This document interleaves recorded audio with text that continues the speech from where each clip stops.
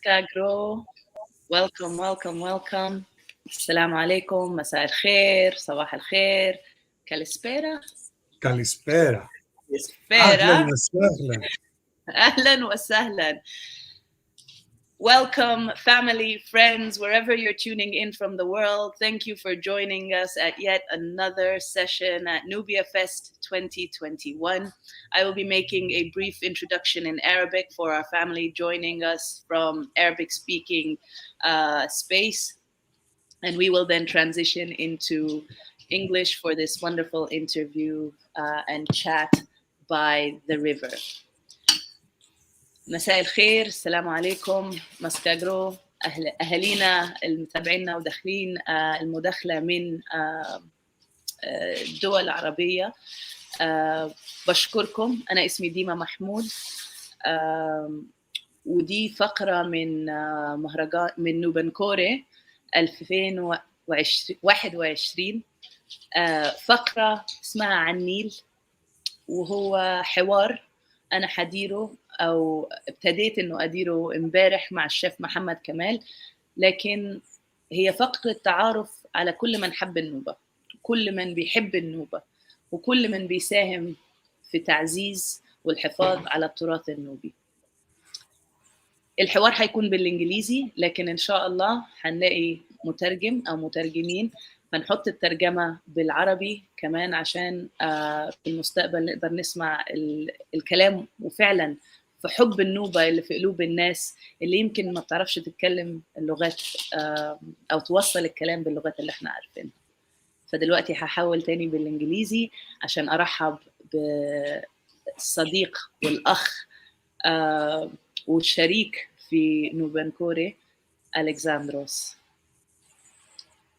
Alexandros, my brother, welcome to By the River. We are going to take a virtual tour, a virtual trip by the River Nile and discuss all that is Nubia, discuss your immense love that I feel pouring from across the screens, from across Twitter, and that spark when we met in September in Paris at the International Conference for Nubian Studies. I want to start by yielding to you to introduce yourself, to welcome those tuning in, and then I will go over my first question. Please. مساء الخير يا أختي. مساء النور. أنا اسمي ألكسندروس تساكوس. أنا إغريقي. كنت ساكن في السودان من 2003 إلى 2008. لكن ده زمان والعربي بتاعي تعبان. كان تعبان وهسي even more تعبان. هسا كده أحسن بالإنجليزي. So my apologies that this cannot happen even in this street colloquial Sudanese that I learned using while living between Khartoum and Wadi Halfa, along the river, by the river, in the river, on its banks, on the island, doing archaeology, doing tourism, learning about Nubia, but then again, learning very, very little Nubian.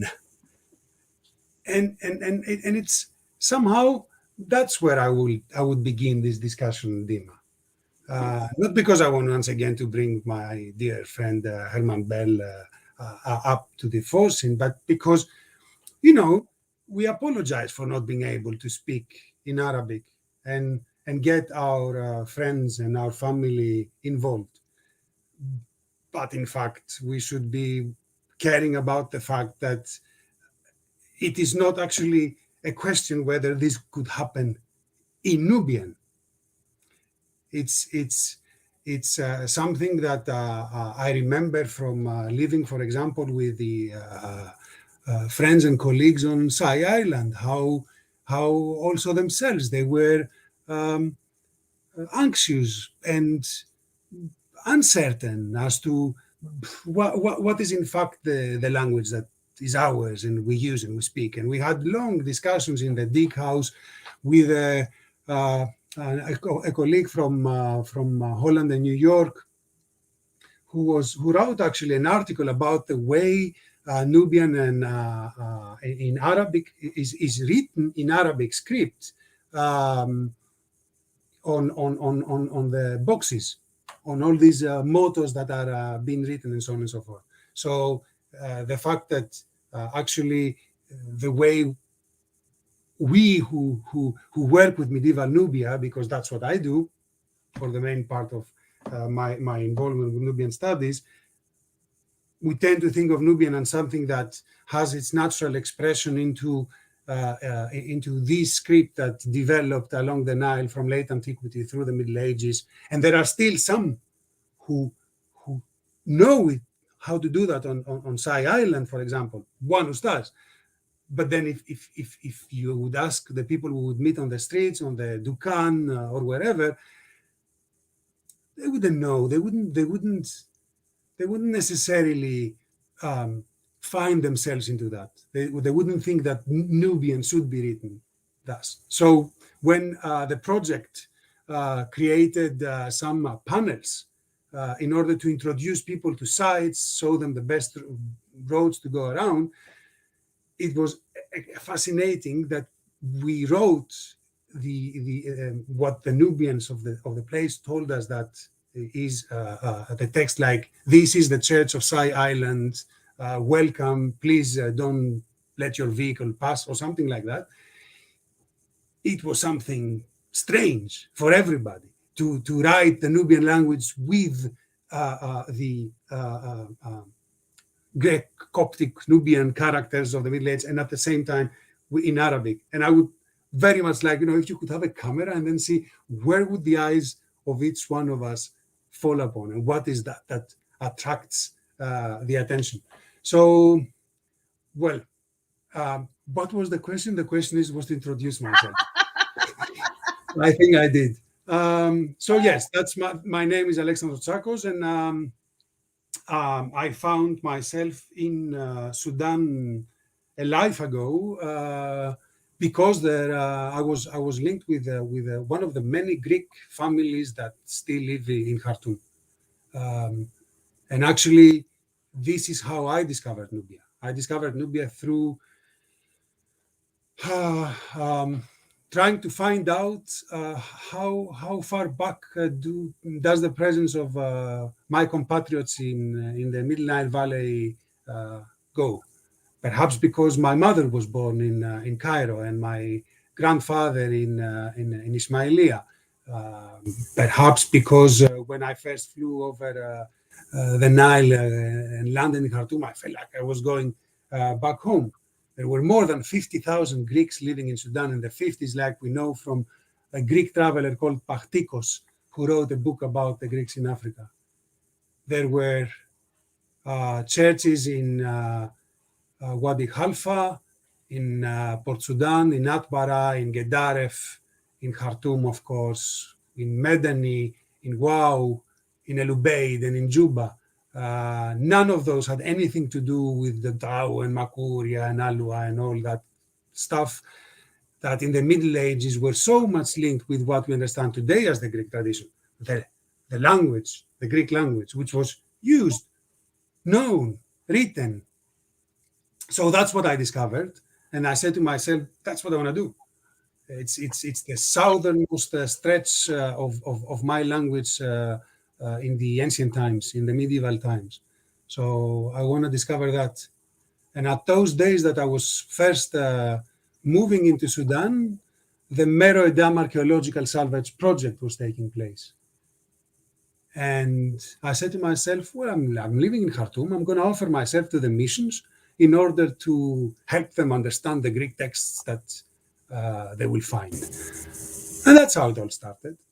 And then, we can see how I can say more about that when you get some time to pose me and to ask me any questions. And the rest is history in the making. Well, I want to welcome our family. We have Desmond joining us from the USA, from Turtle Island, saying that I want to learn Nubian one day. You and I both, Desmond, and we are working on that. And Alexandros and so many other people.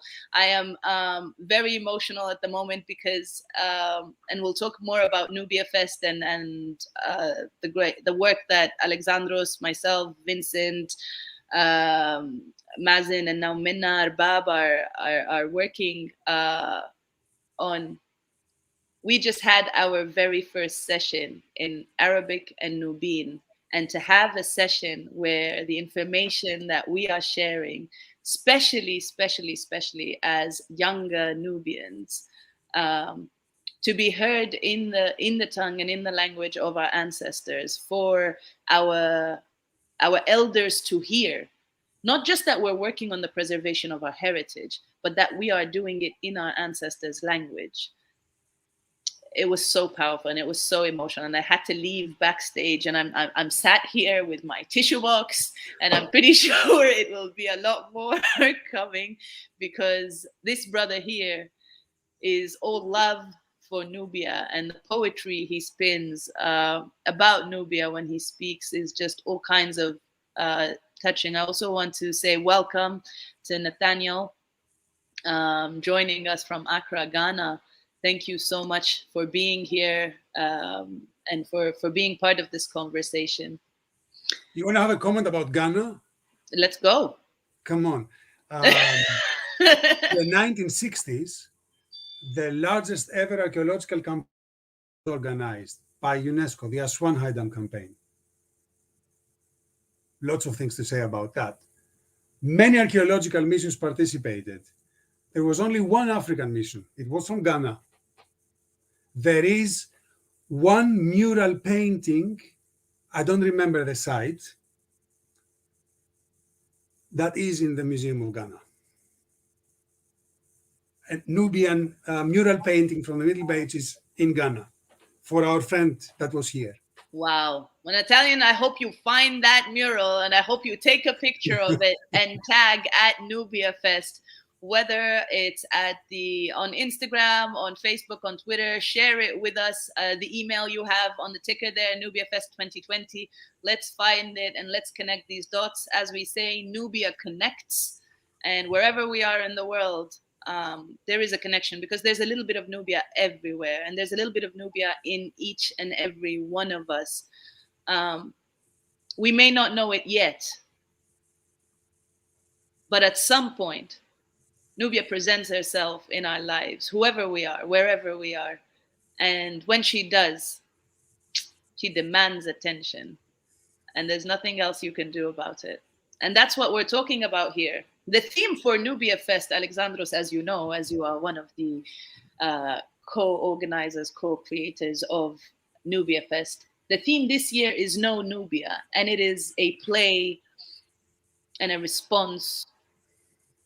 It's more a response, not a play, but we are playing on their use and their attacks and their aggression against the majesty that is Nubia, by saying there is no Nubia, and we respond and say no Nubia with a K and a W, a capital K and a capital W, because if you're saying there's no Nubia, then you don't know, and you better ask somebody. And so we're here to ask questions, to ask more questions.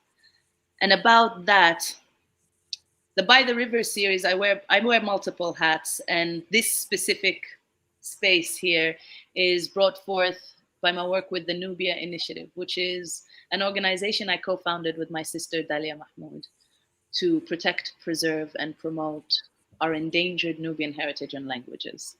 And I'm so very grateful to have started that in 2016, because since I cannot tell you the abundance of love and light that has come into my life, the guides that have appeared, and I'm so grateful, because it's like God is really guiding my path to connect me with brothers and sisters and mothers and aunts and uncles who I never even knew I had, not even that that they're in I didn't. Alexandros is one of them.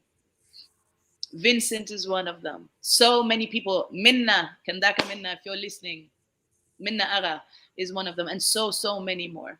So, Alexandros, we say no Nubia.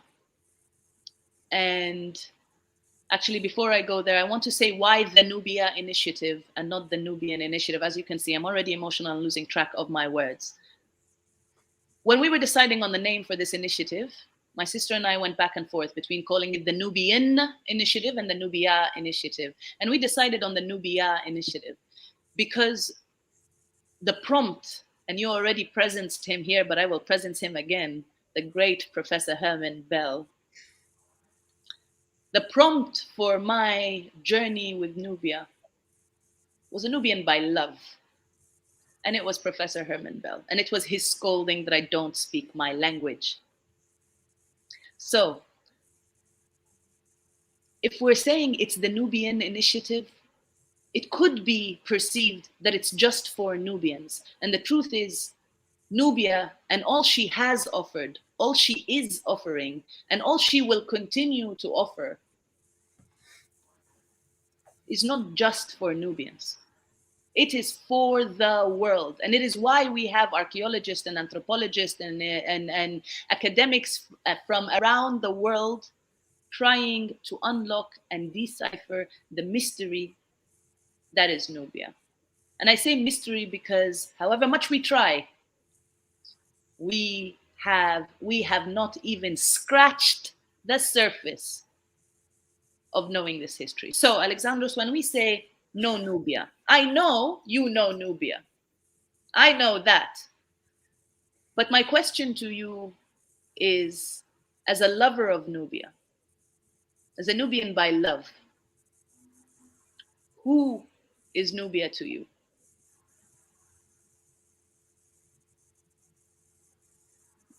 Who?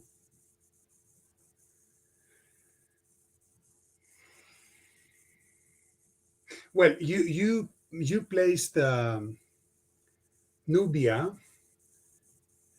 on the sea side of things.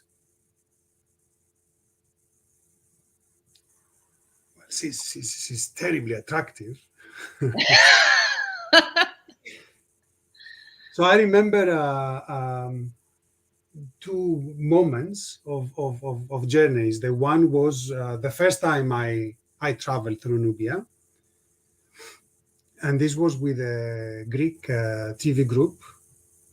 It was a couple, but they had the most successful travel documentary in Greece. Famous, influential. So they made 3 episodes on Nubia. Not 1, not 2, 3. No, I don't think they have made 3 episodes on any other place on the planet. And they've been a lot around. And I remember that the woman of the couple said, as we were crossing one village, and she jumped out of the car and she spoke with people, and she made some photos, and she comes back in the car and says, even if you are the worst photographer in the world, you make the best photographs in this place. So that's something, crossing Nubia the first time with a person who has been around the world, who has made photographs around the whole world. And the other thing that I remember is one of the most fascinating tourist trips that I guided along the Nile back in 2000 and whatever, 6, something like that. And there was one woman, very knowledgeable, very much into the Arabic language and culture, the history, the monuments, people's beliefs and the respect that we need to show when we visit them, and so on and so forth. And very many discussions in the car when we were visiting archaeological sites, when we were having our tea, our fatur or whatever. And the more the journey was advancing, the less she was talking. And then when we arrived back in the Bayuda, and we would cross the Bayuda to return to Omdurman from, what was the name? Multaga? Is that Multaga, the place? Yeah. Anyway, and she began crying, and she said, "We left it. We are out of it. It's no longer here." So I think that she felt on this journey from the last bend of the river until it will cross Dongola, Kerma, the third cataract, moving through the Batn el Hajar until you arrive in Wadi Halfa, and then you are in Egypt, that there is something in these threads of the Nile that is so unique and preserved, and at the same time so vulnerable, that if it touches you, there is absolutely no way that you can move quickly through it, or just go into a different space and not realize how its absence is how do you say that, heavy on you.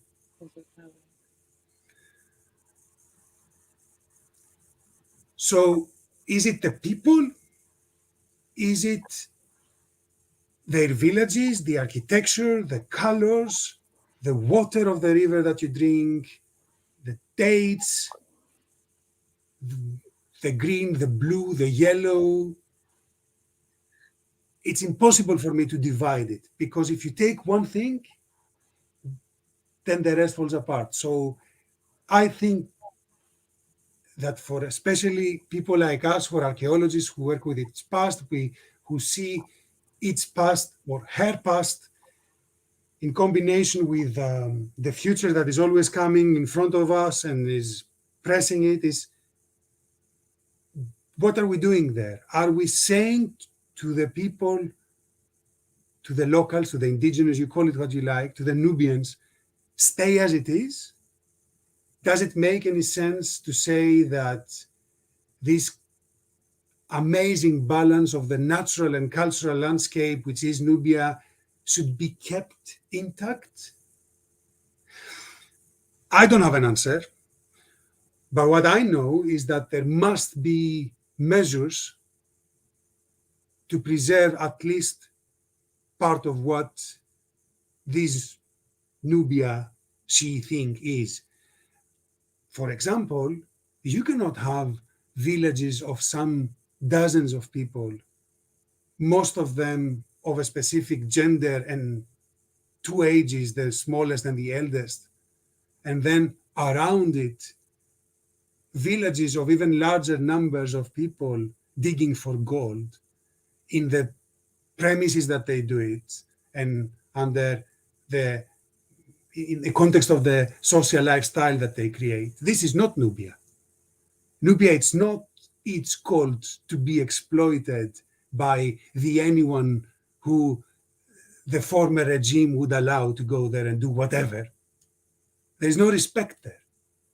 So perhaps it's that. Perhaps Nubia is the respect for her. Isn't that actually what a woman would be asking mostly for? Respect? I don't know if you want me to answer that question and what you I are don't know. insinuating. I let my words carry me to do it. But I will tell you this. Yes, she is a she. Because, let me tell you, the group of people, the society that is most threatened by the summoning of Nubia today, by any effort of the preservation and the revitalization of Nubian heritage, endangered Nubian heritage today, is the patriarchy, is the patriarchal society. And it is because we are a matriarchal society, because all that we are revolves around the feminine energy, the feminine. And it is the water that calls you back. It is the River Nile And she is a she, that water. And she holds truth. She reflects what you carry. She reflects what you brought with you from Greece. And she reflects home as you flew over her to land in what is today Khartoum, to make your journey back. I will get more into that. And in fact, I'm not even saying that alone. Here we go. When you say, I don't know if it's the water, we have Minna saying, it's the water and it's scientifically proven. I don't know where this science is, Minna. If you have proof, please drop the links in the comments. I would be curious. We have Desmond saying, I love Nubian colors. Definitely the dates are wonderful.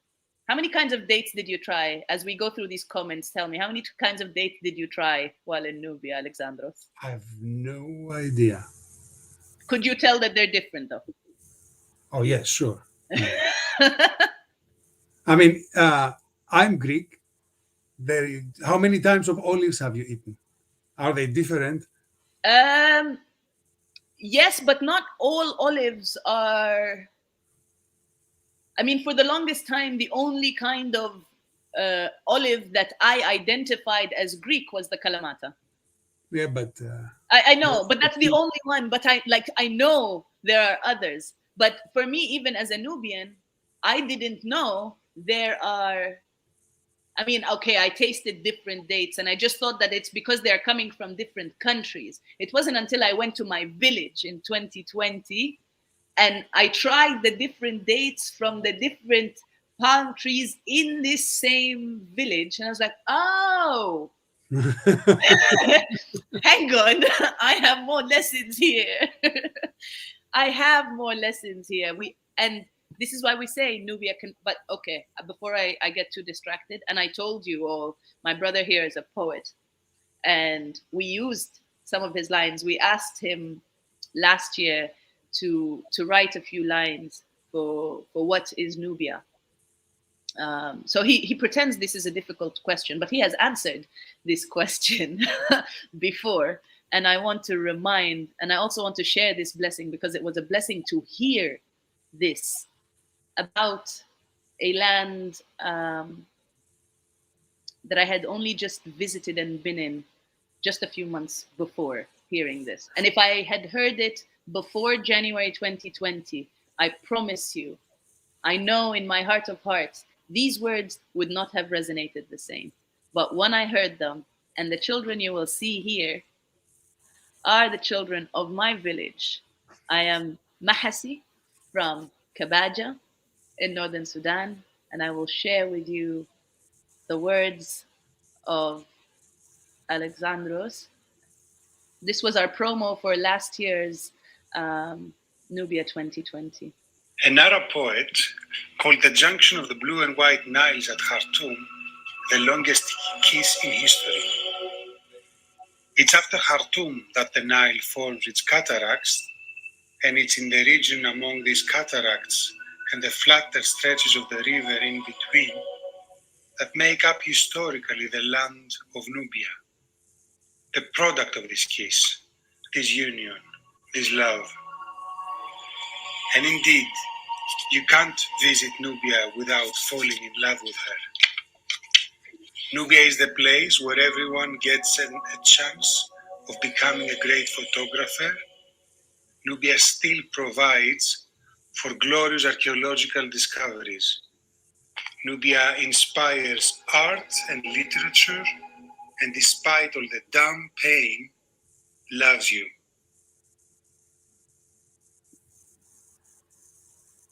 So, number one, you said her, and you said it last year. And this is what I mean by Nubia is a mirror.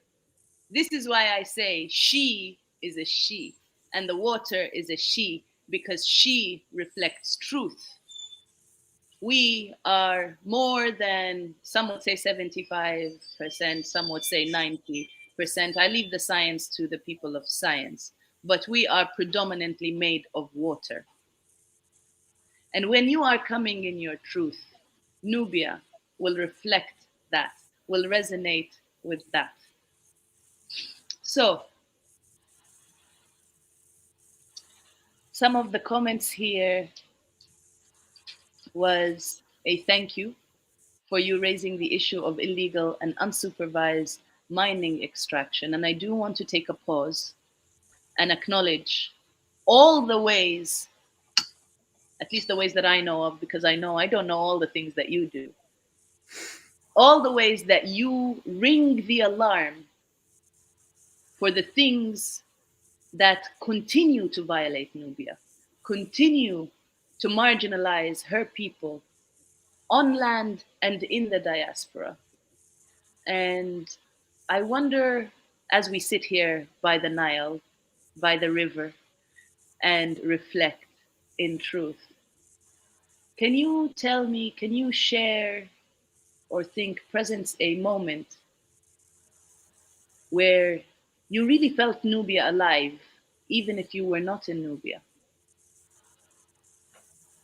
You mean outside the geography of Nubia? Out of the geography of Nubia. You are not on the continent. Share with me a moment, because I say you ring the alarm for how Nubians and Nubia herself continue to be violated and disassociated from our history. And the continuity of our people is under attack. And one of the things I love and respect and uplift you for is that you continue drawing and tracing that line to underline that continuity for those who are trying to deny it. Well, I don't think I do as much as you say, and especially not the last year, because life has moved in such a way that I have a job. What's that? Yeah. But my job is linked in a manner of speaking with my love for Nubia and Sudan. I met Nubia from Sudan.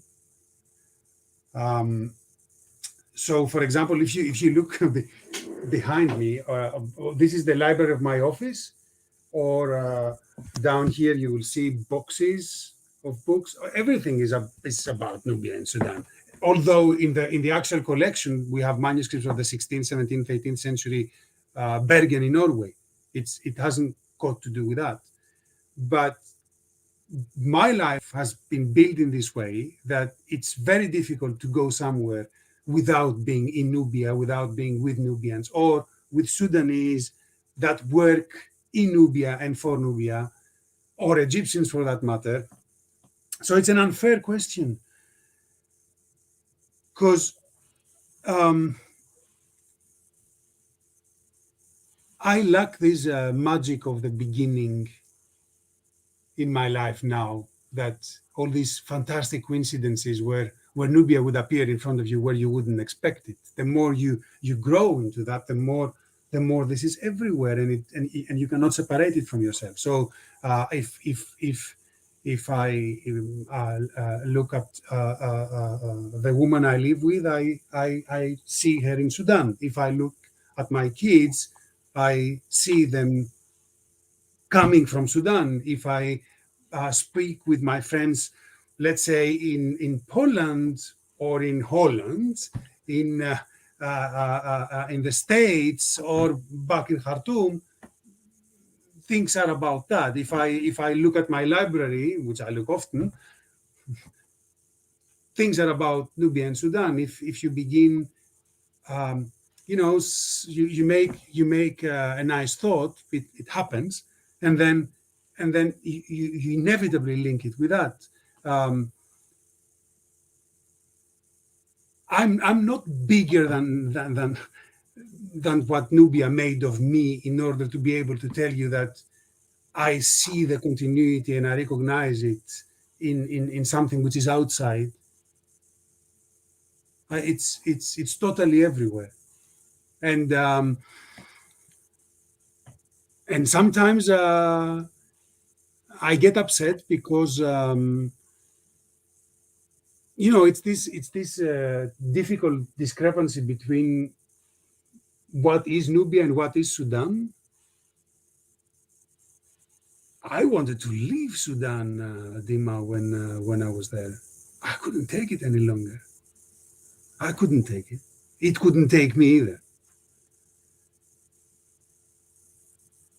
Do I miss it? Yes, of course. But it's not the same way that I miss it, like I miss the river.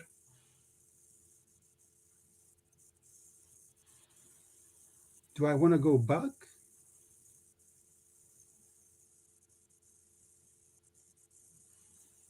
Tough. When I went for the first time in 1994, Sudan had one asphalt road. It was linking, I think it was beginning from Gedaref and was going through Medani up Khartoum to Port Sudan, the other way around, of course. Development, but for what cost? And did it take into account what this continuity you speak about is? And do you, to challenge you also, you cannot stay there on your throne of Kandaka. And do you, as a Nubian woman of the diaspora, have really the chance to say, this is the way it should go, this is where we would look towards, unless we are there? I mean, colonialism is not because I'm now too white living in Norway so many years and you being whatever this color brown, I don't know. Yeah. The Mahasi color. Mahasi color. There needs to be a shade of Mahasi. Does it create a different sort of colonialism if it's coming from me or if it's coming from you? If we are saying that the sort of continuity should be preserved and should go this way, unless this continuity is being established on forms of community, identity, memory, and politics. Well, I was fighting against the dams. But not all Nubians that are fighting against the dams. There are Nubians who are working in the dam business. I was against the gold.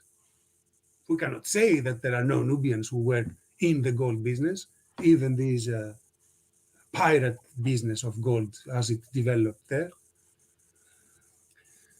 So I think that it's involvement and engagement at the locality, like my friends the Greens would say, think globally, act locally. Go back there. Localize. Stay there. Build with. And I know that you are too much into this line of thinking. I mean, I don't know if you want to go there with me, Alexandros. You keep saying I can't be sitting on my throne. First of all, yes, I can. Personally, I think we should. I think there needs to be, I am actively working on correcting myself and unlearning certain things and certain words. And one of these words is should. For me, should is a colonial construction. It is a colonial tool to restrict the imagination, because we are infinite beings. And what can come to mind and what we are able to co-create together, and I specifically mean co-create with Mother Nature, with Mother Earth, with everything that is around us. This is why God created all these things, all these beings, human and non-human, to come together. There is no should, there is no one way to do something. This is my ultimate issue with institutionalized religion, is that because it is told that there is only one way of something being done. You will only find God in a synagogue or a church or a mosque. And to me, that is the biggest facade. It is the biggest lie, because these buildings, however beautifully decorated they might be, however much was spent into building them, are man-made. Man-made. maybe some have woman made, but they are, at the end of the day, a creation of a creation, not the creator. We want to find God. We go out to see God has created. And to me, that is Nubia. Nubia is the biggest sanctuary to see all that has been created by the creator, and seeing them all come together in union, and work together in that way. Is there a responsibility to acknowledge that? I don't know. Yes, of course. Of course there is.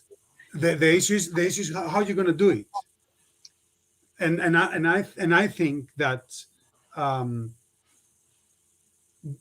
we need to be present, and it's not necessarily my presence that is the important thing, right? It's the presence that is actively involved with the everyday life and creates from this everyday life the next day's future, and also the more long-term future.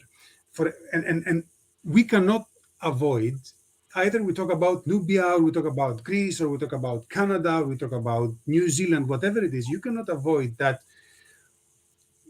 there are state formations, and the state formations have some governmental issues always. The national state is something that has 100 and 200 years of a history, right? Okay, and what by that? What does it mean?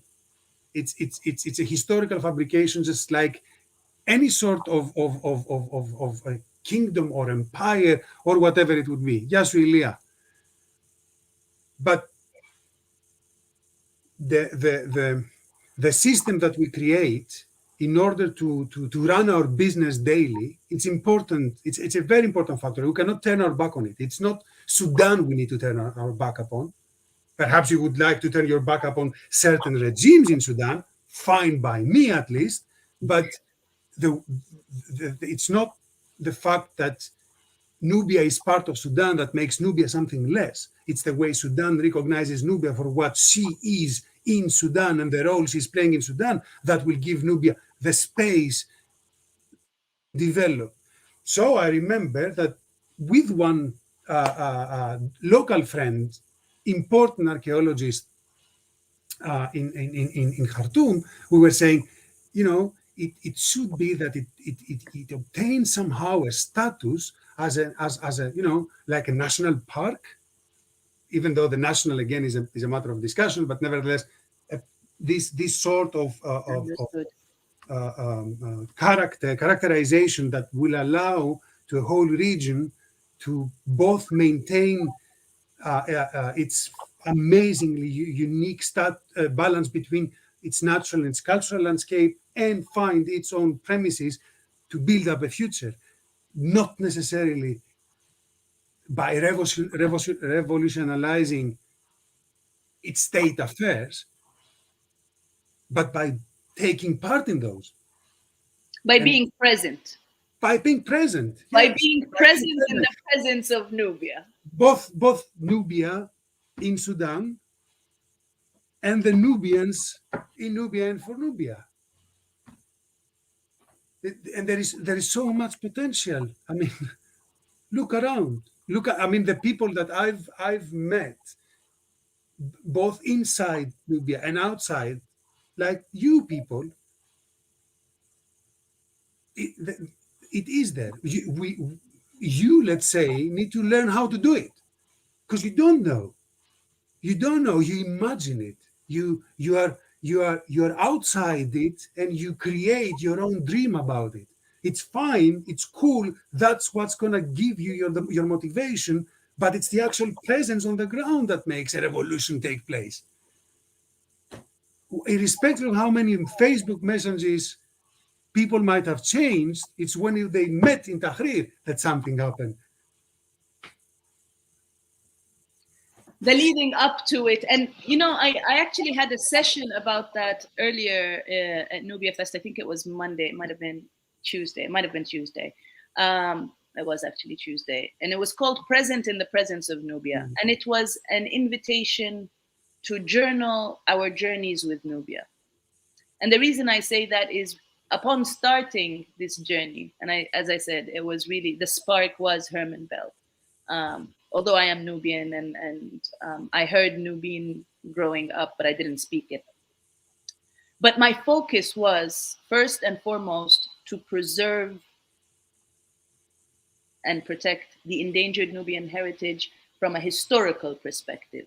And I got so sucked into the history that I forgot the present. And all I cared about the future was that the past was in it. That's all. And again, this was me as a diasporan Nubian who had not been in Nubia. That completely changed. And this is exactly why I'm saying your words would not have landed, your words from that video would not have landed the same in my ears or in my being, in my spirit, if I had heard it before January 2020. Because January 2020 was the first time I physically went to my village, where the sole of my feet touched the soul of my land. And the communication began then. That, to me, is where I recognized I have not been present. This entire journey I started in 2016 until 2020. I was a bit like a robot. You know, I had the folder with the business plan. Not that it was a business. The Nubia Initiative is not a business, but you know, because I'm going to approach institutions and potential funders to do all this project that I want, because you know, I had internalized so much of this system that is actually designed to oppress us, actually designed to keep us isolated, actually designed not to connect us, but to disconnect us from our history, to disconnect us from our land, and to disconnect us from our family. And I don't mean blood family. I don't mean just biological family. I mean family like you, because I don't care what anyone says. To me, you are my brother. We may not look the same, and we know we might walk some and be like, yeah, he's my brother, but they'll look at us funny, but you are my brother. And in the love of Nubia, at the very least, you are my brother. There are other elements where I'm hoping we can have many more conversations to delve into these sides, but I didn't know. The presence of Nubia for me was not activated until I was physically in Nubia, until I sat face to face with the river. She then reflected how distracted I have been, how much I did not notice the interdependence of everything God had created, everything that was so divinely planned, so divinely planted. So the fishes will come out of the Nile and greet the sun at the same way the bird is flying over, and how all the grass, you know, the wind might blow them one way or the other, but they are connected to that same root. The way the palm trees lean on each other, reminding us as people that we are not any better, and we need not be so egotistical that we can't lean in on each other. That it's okay to lean and we will still bear fruit. Enough to feed, enough to heal, enough to keep and save for years and years to come. These are lessons from Nubia that I could not have ever received just as a diasporan. However much my parents spoke or my elders have spoken about Nubia. I am mindful of time, and I know you, the time you already give to Nubia is. I want to. Is out of respect, and perhaps this is a key word today, but in any case, you approach it with respect. It respected and tried to protect you. I think that respect from all the constituent elements, even those who we think harm us, we can turn them into positive energies.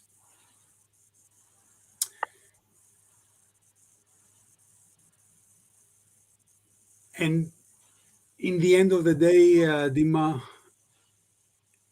this is also how Nubia Fest functioned this year. I think we all have ideas about how we can speak about Nubia. I mean, as it was obvious, if you tell me speak about Nubia, I will speak. Vincent can do the same. So, and I think that all those people who study, scholars, academics, whatever, students of Nubia, have things to say and can be speaking for as long as they find the easygoingness of doing that. But I was saying also last year, and I repeat myself now, that Nubia Fest should be also where we show respect to the voice of those who, in the contexts where we demand respect for our academic status, are not heard. And that's why I thought that some of the discussions we're having during the organizing meeting should have been brought here.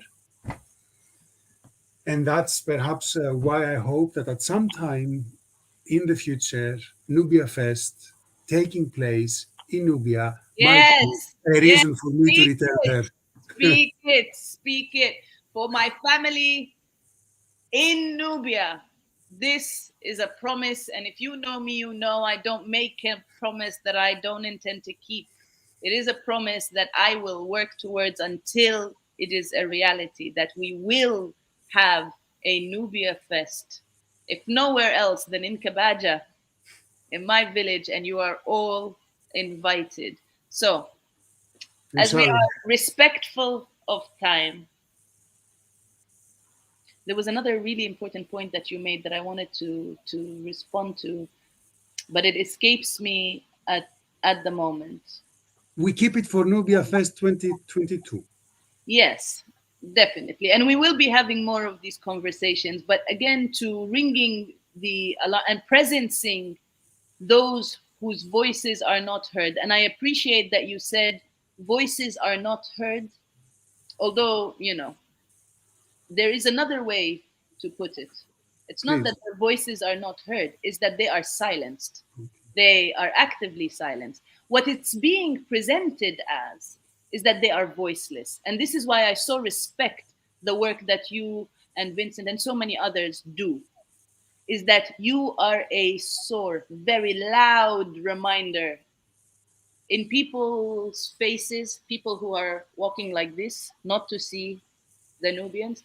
You are there with your bells, with your Dotao journal, and we didn't even speak about any of the stuff. But this link has the link to the Dotao journal and the links to the Union for Nubian Studies. Please click on them, check them out, support this work, amplify it. And if you haven't yet shared this video, take a moment to share this video or tag whoever you think will want to hear, or are you, according to what you believe, are ready for their journey with Nubia. This is why I respect and love the work that you do, because you remind people that Nubians are not voiceless, they are silenced. And that this must stop, whether it's by virtual platforms like Nubia Fest, and yes, the conversations we were having and continue to have behind the scenes, it is time for these veils to drop and for these conversations to come forward. But speaking of listening and hearing, I want you to take a moment as we wrap up this session and just close your eyes and really imagine we are by the river. And take a deep breath and take a close listen. If the river were to ask you a question, Alexandros, what would she ask?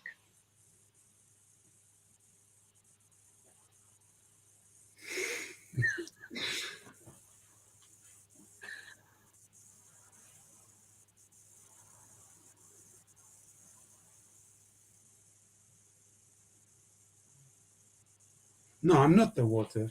I'm not the river. I'm not No, Nubia. no. I cannot know what she would ask. What he would ask. I mean, it would be, it would Alexandros, certainly get just to say, out of your head. Get out of your head. This is why I said close your eyes. Close your eyes so you don't see you. You know, your The manifestation. river, if I'm in front of the river will only say, jump in.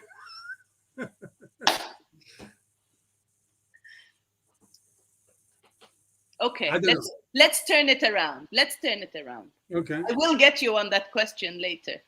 But you know, your face said it all. Your face said it all. Upon me finishing the question, I'm satisfied with this session just by seeing that. But let's turn it around. If you were to tell the river something, what would you say? Respect. I love you. You know, Mina, I was talking about the water. I mean, it's clear. You drink the water of the Nile, you go back there.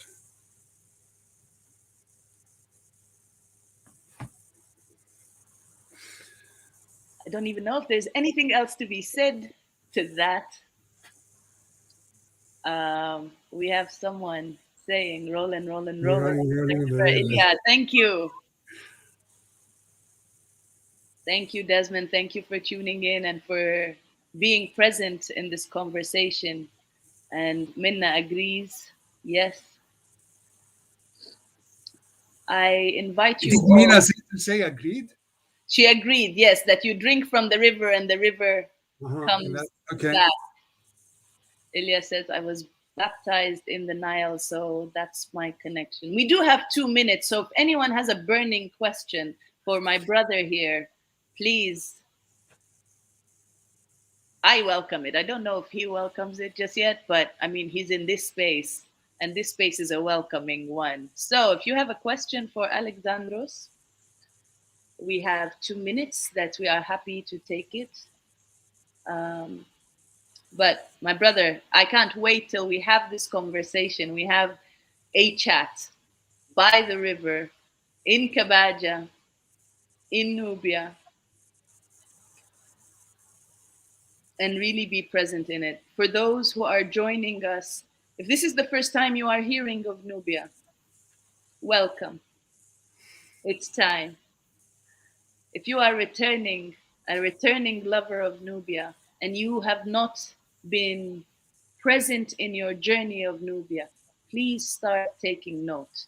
Create a journal that is just for Nubia, for your stories with, of, and about Nubia.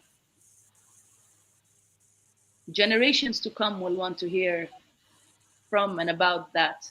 And I mean Nubian generations, because Nubia herself is being resummoned, whether people like to believe it, right to acknowledge it, are ready to acknowledge it or not. And once she rises, she will be asking, how do you know Nubia? Make sure you have them stories for her and her children. Ilya had an earlier comment on the diaspora versus homeland activism. Let's see. You raise an interesting question. Is this one it? Yeah, you raise an interesting question. Reimagined Nubia versus being in Nubia, but does diasporic activism or imaginations automatically mean they are not as materially based, especially when you look at the reality of population dispersal, migration, immigration? Ooh, Ilya, do you want a session by a river? Shall we call you in? Alexandros, do you have something? This is not a question for 57, 56, 55 seconds. I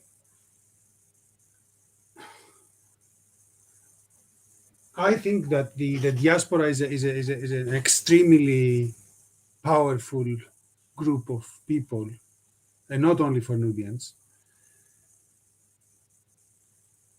but especially in the context of the experiences that the diaspora gathers for a place like Nubia, and the state of education, information gathering and flow there.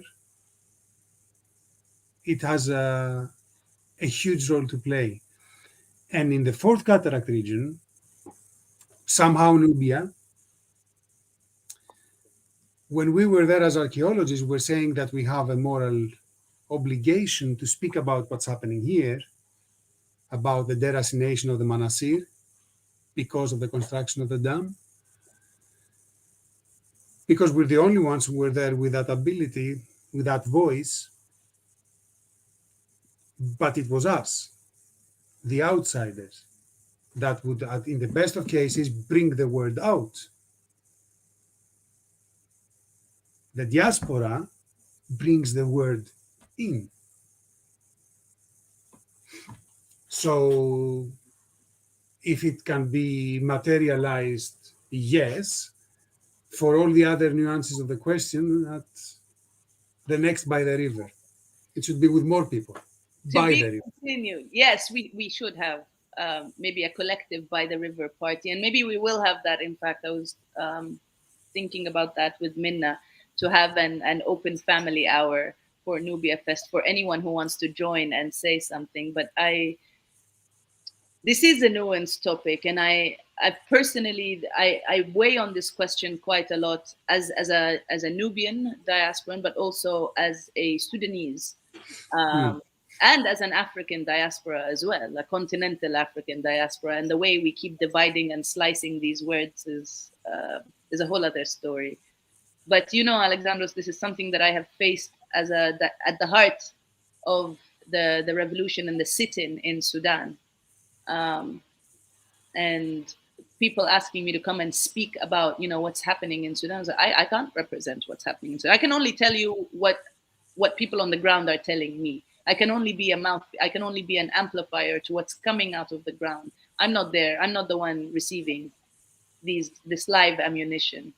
And you said something earlier, and I really bit my tongue, but I will bring it back because I think in the presence of the river we must say truth. You said the former regime. The regime continues in the Sudan, as does this revolution. The revolution continues, and until we have the right of these martyrs, of the youth that sacrificed and made way and allowed me to return to my village because of their sacrifice in a way to honor them, the revolution continues, must continue. But this is politically. In the mood for intersectionality soup. Then stay tuned for Nubia Fest. We are going until September 18th.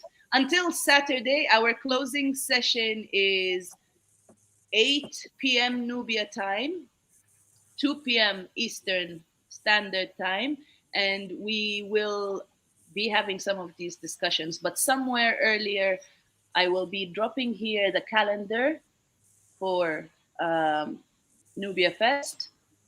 Check the calendars because, every night something new is added. Sometimes every hour. Because, you never know what Nubia will bring your way. For now, I thank you all for joining me, and I thank my brother here for sharing his love and his respect for our Nubia, and continue doing the work you do. Please continue inspiring, continue inviting people. I shall host you for the next fest, Ilya. I don't know you, but you know what? We're going to get into this. DM me, please. I am at the Fiscifulator on Twitter here. If you are, I think you are on Twitter. The name is familiar. Voila. I just put it in there. Please DM me. Let's arrange it. Let's get something going. Alexandros, thank you so much. I thank you, Dima, and for doing all that, right? There is not, there cannot be too many people on one throne. Even though I don't like thrones, I mean, it cannot be too many people on the throne. Yes. I'll take it. No, I'm kidding. I hope Vincent is not listening to us. Oh, he's probably seething and fuming somewhere. But Vincent's By the River session is tomorrow, 9 a.m. Eastern time, which is 3 p.m., I believe, Nubia time. It's on the calendar. 3 p.m. And I believe I did share the calendar. Yes, please check the calendars. And we thank you and we say, in Nubian, Afia Logo. Afia Logo.